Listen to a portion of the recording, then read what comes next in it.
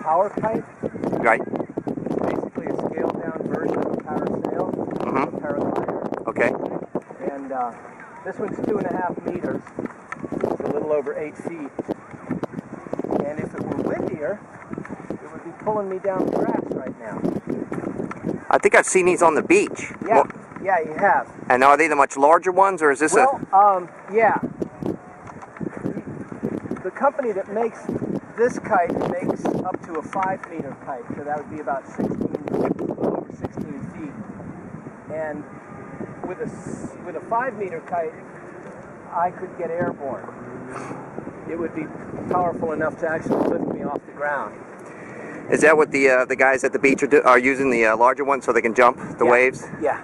Well, now that's if they're out in the water on a board. Right. That's a different kite still. That has like a you know those rubber tubes that you take into a pool with you that are made out of styrofoam? Yeah. The leading edge on those kites are made out of that kind of styrofoam tubey stuff so that the kite won't sink. And so okay, so it's made kind of for water accommodation. Yeah, yeah.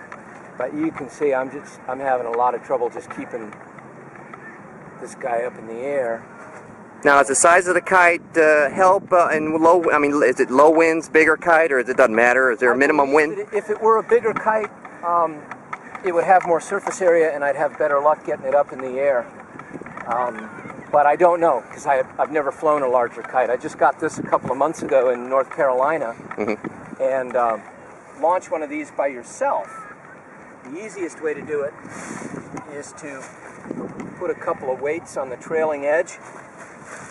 And then you just wait for the breeze to pick up, and you pull back on the flight lines here, and it lifts the leading edge up, and then it fills with wind, and it just goes, you know, straight up in the air. But like I say, the wind's not really strong enough today.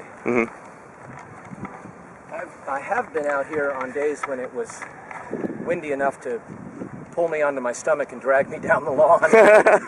Yeah, you're a glutton for torture, right? Yeah. Well, it was muddy that day, so I just got covered with mud, and it was big fun. But today's a little disappointing. I've been out here since about 1 o'clock. Haven't been able to keep it up in the air for more than 30 or 40 seconds.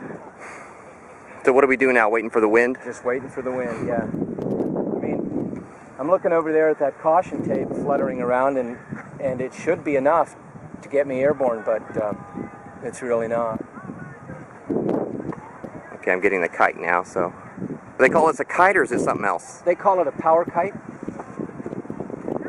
Come on, baby.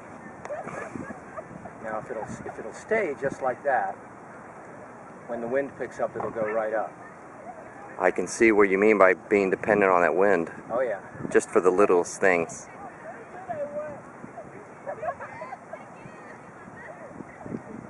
It's kind of like fishing. Oh, because it... Yeah. Gotcha. And then I try, you know, wrapping it around, and I realized that was a big mistake. So, fortunately, I had a pair of gloves in my car, so I was able to put the gloves on. And did it, like, not have the weights that day, or were you just kind of improvising? Weights that day, yeah. Okay. Yeah. I didn't even know about the weights.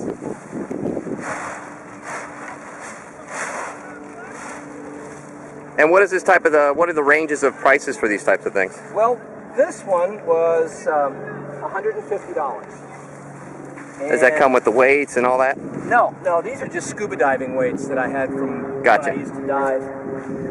But it does come with all of the flying wires and the handles and everything that you need. A 4-meter kite is about $400, and then a 5-meter kite would be about $450, at least from this company.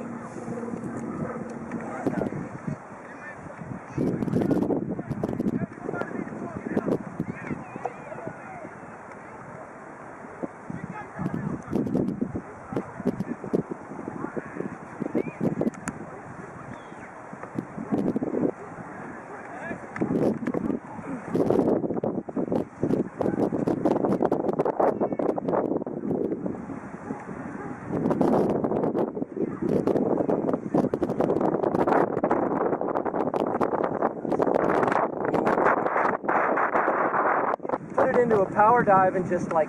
Just in case? Right down. The other thing would be to just let it go. Because it's not like, you know, the old diamond-shaped kites that if you let them go, they would fly for... Gotcha. Right. Let this thing go and it comes right down to the ground. Good. Just talking a little bit about how to fly this kite, and go. Hi, I'm Tom. I live in Decatur here in Piedmont, New York, enjoying a beautiful day, flying my power kite. Perfect.